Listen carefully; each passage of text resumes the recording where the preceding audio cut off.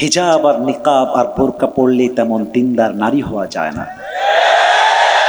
রাজশাহীর জিয়াপার, মুক্ত মঞ্চ, টিবাগ, আয়বাগ, পদ্মা গার্ডেন, কামারুজ্জামান চিড়িয়াখানা যদি কখনো ঘুরতে যান, দেখবেন যত মেয়ে পার্কে প্রেম করে ৮০% মেয়ে বোরকাওয়ালিরাই প্রেম করে বেড়ায়।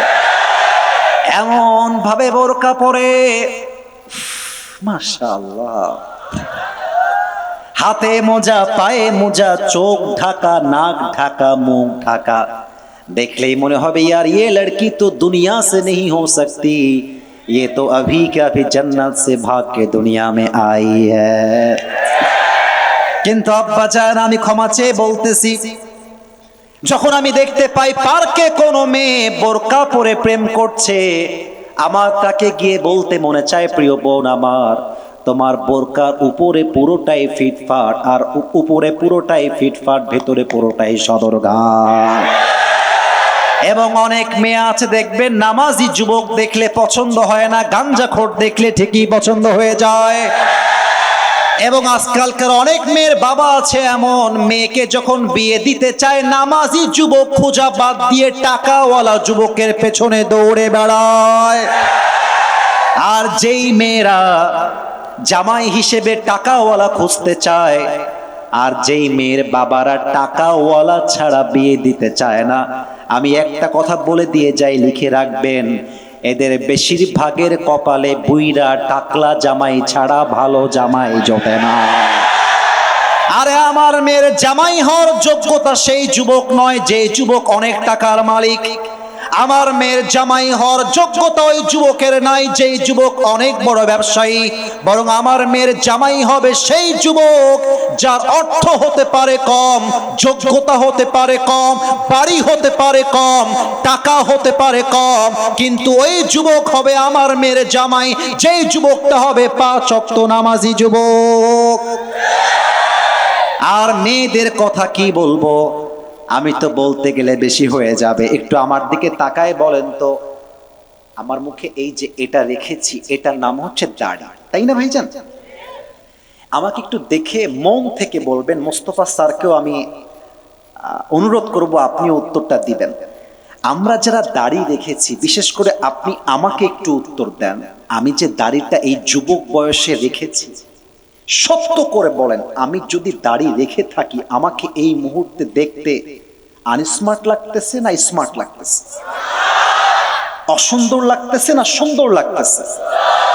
তাহলে যেই মেয়েদের দাড়িওয়ালা আর নামাজি যুবক দেখলে গায়ের মধ্যে জ্বালা পোড়া শুরু হয়ে যায়, ওদেরকে বলে দিও আপনার মতো মেয়ের জন্য আমার মতো দাড়িওয়ালা পীর পুরুষ পারফেক্ট হবে না, আমার মতো নামাজি যুবক পারফেক্ট হবে না, আপনার মতো মেয়ের জন্য বিটিএস এর হিজড়া ছাড়া সেকেন্ড কোনো অপশন আমাদের কাছে না।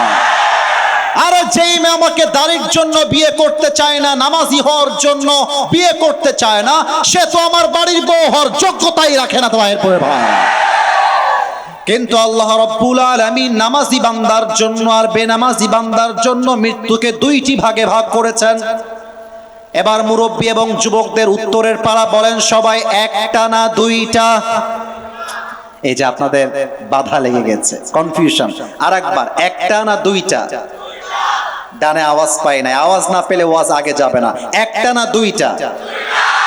মৃত্যু 2 ভাগ, এক নামাজি বান্দার মৃত্যু, আর এক হচ্ছে বেনামাজির মৃত্যু। এই যে দেখছেন শ্রোতা কাকে বলে, আমার বলার আগে বলে দিয়েছে। নামাজি যে হবে তার সামনে যখন মালাকুল মউত আসবে, তার দেহে থাকবে লম্বা একটা সাদা জুব্বা, মুখে থাকবে লম্বা চাপ দাড়ি, দেখতে হবে তাগড়া যুবকের মতো। এসেই বলবে, ইয়া আইয়াতুহান নাফসুল মুতমাইন্নাহ উখরুজি ইলা মাগফিরাতিল্লাহি ওয়া রিজওয়ানিহ, এই নামাজি বান্দা বের হয়ে আসো, বের হও, বের হও। নামাজি বান্দা বলবে, আইনাল খুরুজ, কোথায় বের হব? মালাকুল মউত ডাক দিয়ে বলবে, বের হও, আল্লাহর জান্নাত তোমার অপেক্ষায় বসে আছে। কোন সুবহানাল্লাহ। এবার একটু তাকায় বলেন তো, আমার হাতে যে টিস্যুটা আছে, এই টিস্যুটা কি গোল নাকি চারকোনা?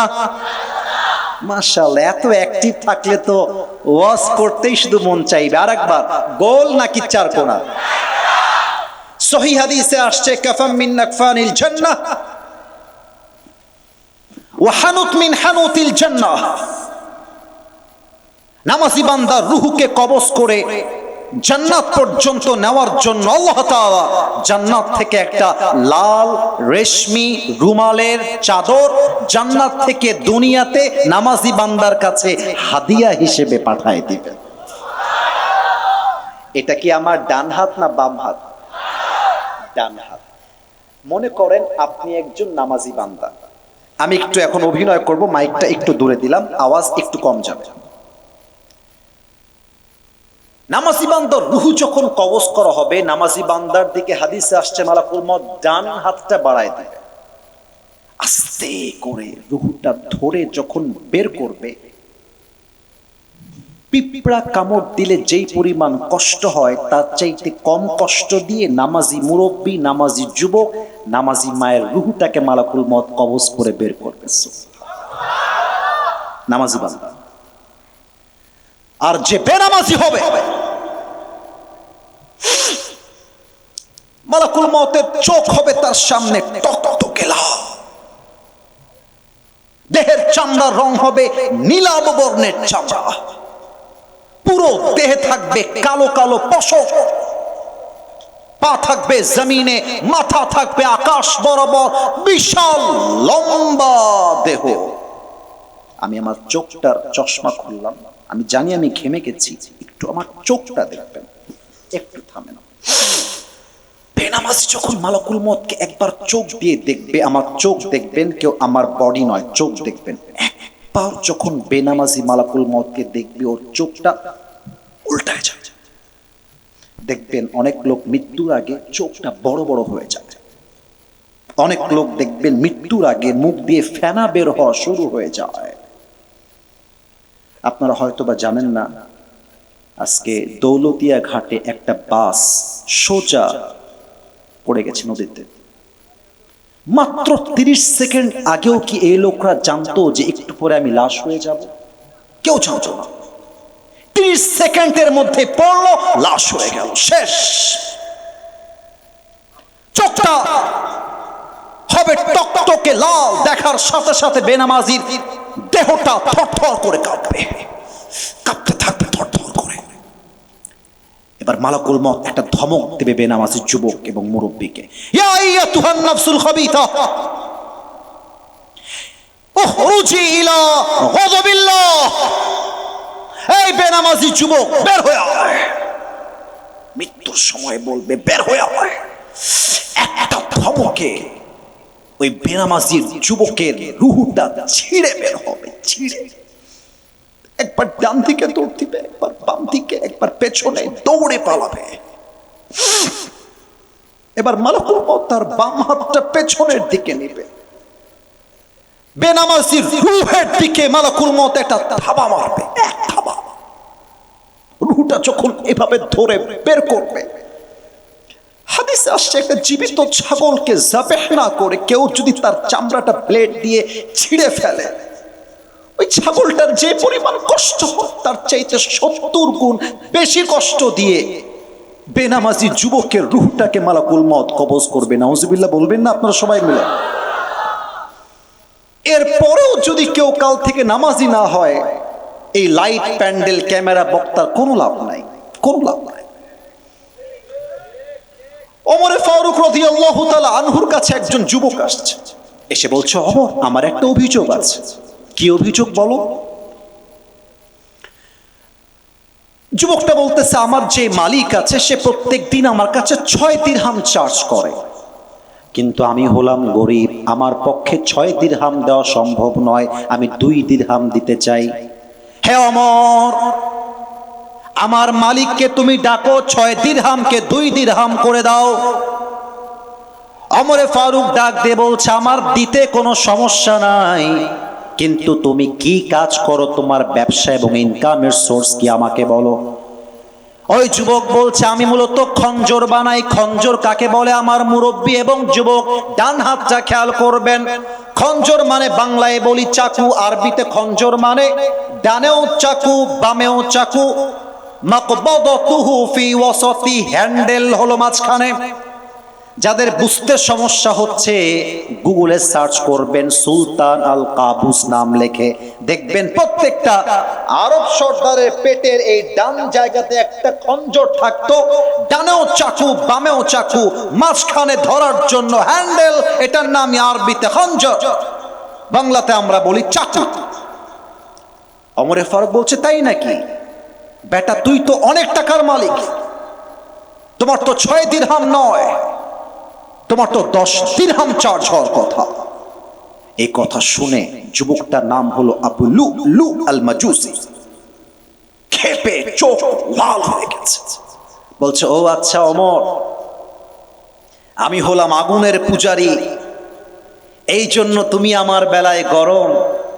আমি যদি মুসলমান হতাম তাহলে তুমি হতে আমার বেলায় নরম। ঠিক আছে যাও, তোমার এই অন্যায়ের বিচারের জন্য আমি তোমাকে হত্যা করব, হুমকি দিয়ে গেলাম। নাউজুবিল্লাহ বলবেন না আপনারা সবাই? হত্যার হুমকি দিয়ে বের হয়ে গেছে। সাহাবা একরাম অবাক হয়ে তাকিয়ে আছে, এত বড় সাহস, ওমরে ফারুককে হত্যা করবে, এত বড় সাহস! যেমন কথা তেমন কাজ। রাতের বেলা ওমরকে হত্যা করবার জন্য বিশাল লম্বা একটা খঞ্জর বানিয়েছে। আচ্ছা, ওই শীতকালে আমরা কোট তো পরি ঠিক আছে, বাট আর একটা জিনিস যে পুরো দেহটা ঢেকে ফেলি, এটার নাম কি বলেন তো? চাদর। মাশাআল্লাহ, এখন তো শীতকাল না, চাদর তো আমার কাছে নাই। অন্তত এই কাগজটা কি দেখা যায়? বেয়াদবি না হলে একটু জবাবটা জোরে চাই, এই কাগজটা কি দেখা যায়? এটা হচ্ছে একটা চাদর। এক্সাম্পল, উদাহরণ দিচ্ছি, চাদর। ওই খঞ্জরটা নিয়ে পেটের এই ডান দিকের এই জায়গায় রেখেছে। মাইকের জন্য একটু কম দেখা যাবে, সরি ফর দ্যাট। এখানে রেখেছে। এখন কেউ যেন তাকে চিনতে না পারে এই জন্য বড় একটা চাদর নিয়ে আসছে।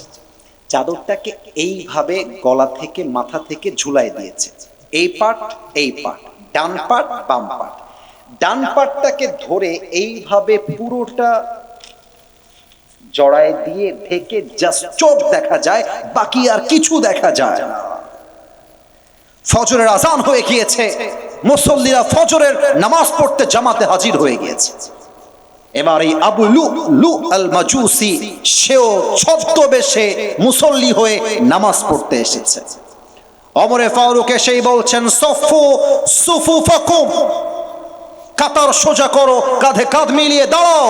আল্লাহু আকবার। নামাজ শুরু হয়ে গিয়েছে সূরা ফাতিহা দিয়ে। আলহামদুলিল্লাহি রাব্বিল আলামিন আর রহমানির রহিম। নামাজ যখন শুরু হয়ে গিয়েছে, ওই কাফের মুনাফিকের রূপে সেও আল্লাহু আকবার দিয়ে 2 হাতটা বেঁধে দিয়েছে, নামাজের অভিনয় করছে। ওমরে ফারুক সূরা ফাতিহা পড়েছেন, আর একটা সূরা মিলিয়েছেন, আল্লাহু আকবার। রুকুতে গিয়েছেন, সুবহান রাব্বিয়াল আযীম, সুবহান রাব্বিয়াল আযীম, তাসবিহ পড়ছে। কিন্তু তাসবিহ পড়া যখন শেষ, সামি আল্লাহু লিমান হামিদা যখনই উঠেছে, পেছন থেকে আবু লুলু আল মাজুসি, আসলে এখানে আমার সামনে টেবিল না থাকলে আমি দাঁড়িয়ে যেতাম দেখানোর জন্য, বাট যেভাবে বোঝাবো বুঝতে সমস্যা হবে না বলে আমার বিশ্বাস। পেছন থেকে আবু লুলু আল মাজুসি চাদরটাকে এইভাবে ধরে ছুঁড়ে ফেলে দিয়েছে। এক লাফ দিয়ে সামনে আসছে, এখান থেকে খঞ্জরটা বের করে ওমরে ফারুকের পেটের ডান দিক থেকে একটা দিয়েছে, আরেকটা কোপ, আরেকটা, 3টা কোপ দিয়েছে। 3টা কোপে ওমরে ফারুক রাদিয়াল্লাহু তাআলা আনহুর পেটটা কেটে নাড়ি ভুঁড়ি সব বাইরে বের হয়ে গেছে। হাদিসে আসছে ওমরে ফারুক রাদিয়াল্লাহু তাআলা আনহু চিৎকার দিয়ে বলছেন, কাতালানি আল কাল, কাতালানি আল কাল, আমাকে একটা কুকুর হত্যা করতে এসেছে, কে আছো বাঁচাও। কিন্তু অবাক করা বিষয় হচ্ছে কয়েকজন সাহাবী ছাড়া প্রত্যেকটা সাহাবী নামাজে যেমন ভাবে দাঁড়িয়েছিল ওই সাহাবীর নামাজে তেমন ভাবেই দাঁড়িয়েছিল। সুবহানাল্লাহ পড়বেন না আপনারা সবাই মিয়া? কয়েকজন সাহাবী মিলে 7 জন সাহাবী আবু লুলু আল মাজুসি অগ্নি উপাসক আগুনের পূজা করে ওই যুবককে ধরতে গিয়েছে। হাদিসে আসছে আবু লুলু আল মাজুসি চাকু দিয়ে সামনে যাকে পেয়েছে ইচ্ছা মতো কোপাইছে, যাকে পাইছে তাকেই কোপাইছে। 7 জন সাহাবী ওখানে স্পট ডেথ, শেষ, ওখানে শেষ হয়ে গেছে। ওমর ফারুকের জায়গায় আরেকজন ইমাম দাঁড়িয়ে গিয়েছে। নামাজ যখন শেষ হয়ে গেছে সাহাবা একরাম ছুটে এসেছে ওমরকে বাঁচাবার জন্য। সব ডাক্তাররা চলে আসছে, ওমরে ফারুক অর্ধ জাহানের খলিফা।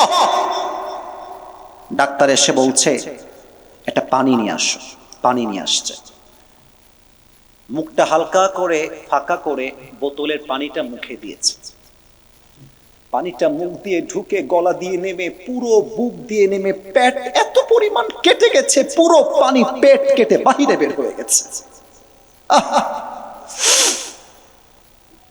ডাক্তাররা বলছে পানি দিয়ে কাজ হবে না, পানি খুব নরমাল খাবার, তোমরা দুধ নিয়ে আসো, গাঢ় খাবার, সহজে পেট কেটে বের হবে না। দুধ নিয়ে আসছে।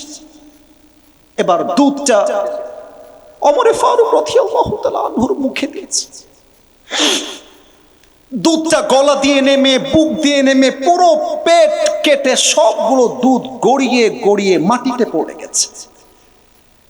ডাক্তাররা বুঝে গেছে ওমরে ফারুক রাদিয়াল্লাহু তাআলা আনহু মনে হয় আর বাঁচবে না, এটাই তার জীবনের শেষ নামাজ ছিল। হঠাৎ করে ওমরে ফারুক তার চোখটা হালকা করে খুলেছে, একদম it's a very little bit, হালকা।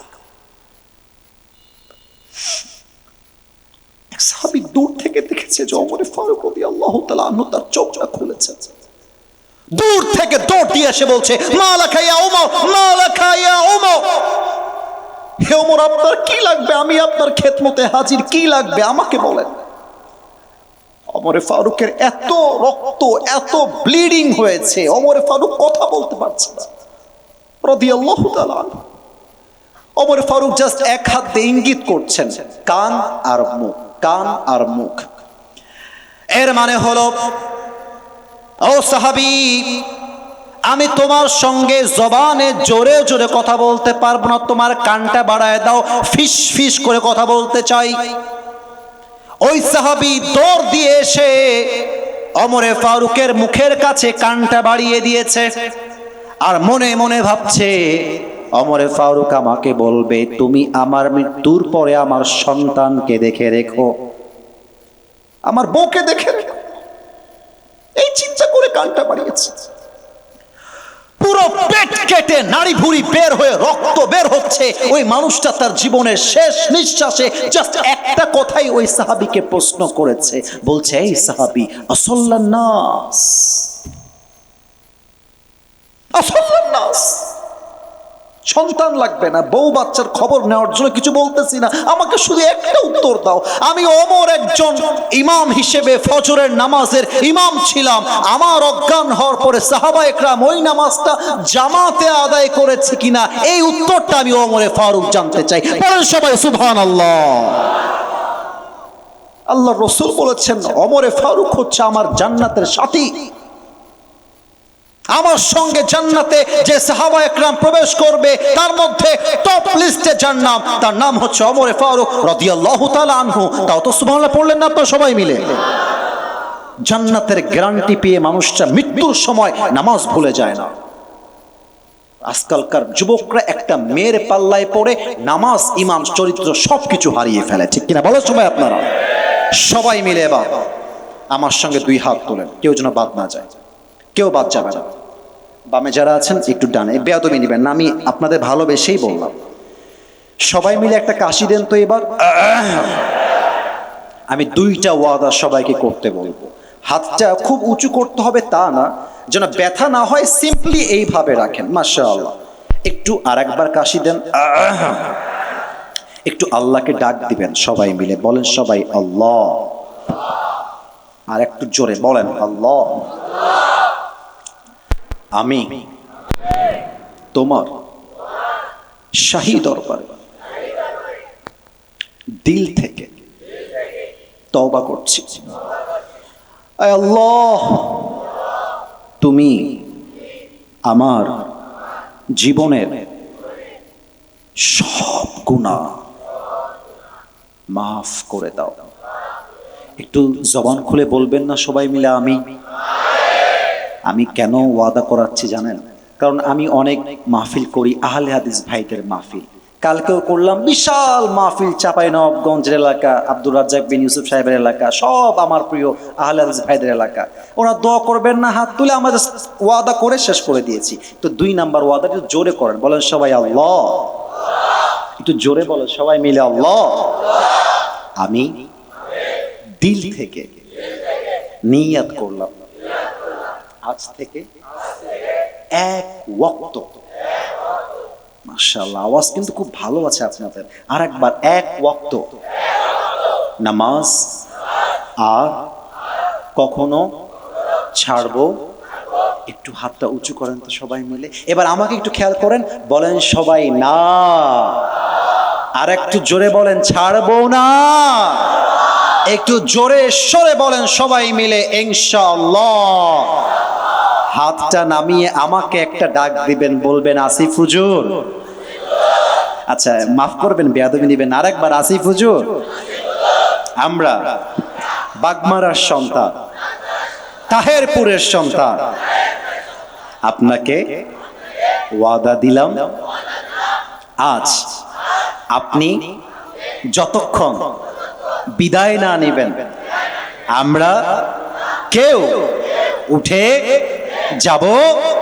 বলেন সবাই না, আওয়াজ দিয়ে বলেন ইনশাআল্লাহ। এখন আমি আমার শেষ কথা বলে বিদায় নিব ইনশাআল্লাহ। আমার একটা ছোট্ট কথা আমার মনে পড়েছে, আমি চেয়েছিলাম তাফসীরের মাঝে বলবো, কিন্তু যেহেতু একের পর এক আয়াত তেলাওয়াত করছি, হাদিস বলছি, এই জন্য ওটা মাইনাস করেছিলাম। এটা বলার পরেই আমরা বিদায় নিব একসাথে। বেসিকলি কথা হচ্ছে একটা, আজকের মাহফিল আয়োজন করছে এলাকার যুবকেরা। যেই যুবকরা একটা সময় কনসার্ট করত, মমতাজকে নিয়ে এসে এলাকায় গানের আয়োজন করত, তারা আজকে তাফসীর মাহফিল করে প্রমাণ করেছে আগামীর বাংলাদেশ হবে ইসলামের বাংলাদেশ, আগামীর বাংলাদেশ হবে আল্লাহর কোরআনের বাংলাদেশ। আপনারা অনেকে জানেন, আমার একটা মাহফিলে একজন পাতি নেতা আমাকে বাধা দিয়েছিল, বগুড়ার কোনো একটা মাহফিলে। আমি সেই ব্যক্তি কোন দল করে, কোন দলের সেই নেতা, আমি সেই নাম বলতে এই মাহফিলে আসি নাই। তবে আমার কথা একটাই থাকবে, শহীদ ওসমান হাদি আমাদেরকে শিখিয়ে দিয়ে গিয়েছে, বাঁচতে হলে বিড়ালের মতো নয়, সিংহের মতো আমাদেরকে বাঁচতে হবে। আল্লামা দেলওয়ার হোসেন সাইদি হুজুর বলতেন, বিড়ালের মতো 500 বছর বেঁচে থাকার কোনো দাম নাই, সিংহের মতো 1 ঘন্টা গর্জন দিয়ে আমরা বাঁচতে চাই। এবং আমি আজকের যুবকদেরকে উৎসাহিত করে বলতে চাই, তোমরাই হচ্ছ আমাদের আগামীর বাংলাদেশ, তোমরাই হচ্ছ আমাদের আগামীর পার্লামেন্টের সদস্য। তোমাদেরকে মাথায় রাখতে হবে, মুসলমানদের জন্ম হয়েছে ভয় পাওয়ার জন্য নয়, মুসলমানদের জন্ম হয়েছে বুকের তাজা রক্ত দিয়ে শহীদ হওয়ার জন্য। অতএব আমি আমার শেষ কথা বলে শেষ করতে চাই, আপনারা দেখেছেন আল্লামা সাইদিকে জেলখানায় ভরে শেষ পর্যন্ত তারা শহীদি মৃত্যুবরণ করতে বাধ্য করেছে। ডক্টর মিজানুর রহমান আজহারি হুজুরকে 2020 সালে শিবিরের ট্যাগ দিয়ে বাংলাদেশ ছাড়তে বাধ্য করেছে। আজকে আপনারা দেশের দিকে তাকায় দেখেন, যারা ইসলামকে মুছতে চেয়েছে, যারা আল্লাহর জমিনে আলেমদেরকে অপমানিত করতে চেয়েছে, তারা সব মামুর বাড়ি দিল্লি পালিয়ে গিয়েছে। আলেমরা বাংলাদেশে বুকের পাটা ফুলিয়ে বাংলাদেশে বসবাস করছে। অতএব আহলে হাদিস হন হানাফি হন ডাজন্ট ম্যাটার। আমার প্রথম পরিচয় আহলে হাদিস নয়, প্রথম পরিচয় মাযহাবী নয়, লামাযহাবী নয়, প্রথম পরিচয় কওমি নয়, আলিয়া নয়, জামাত নয়, চরমোনায় নয়, আওয়ামী লীগ নয়, বিএনপি নয়, শর্ষিনা নয়।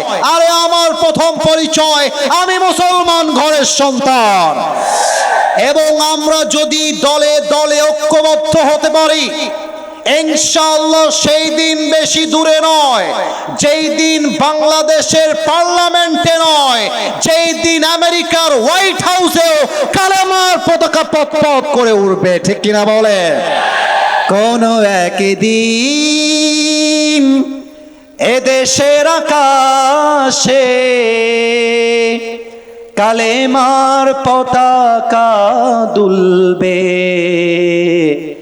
সেদিন সবাই খোদাই বিধান পে দুঃখ বেদনা ভুলবে। ঠিক কিনা বলে?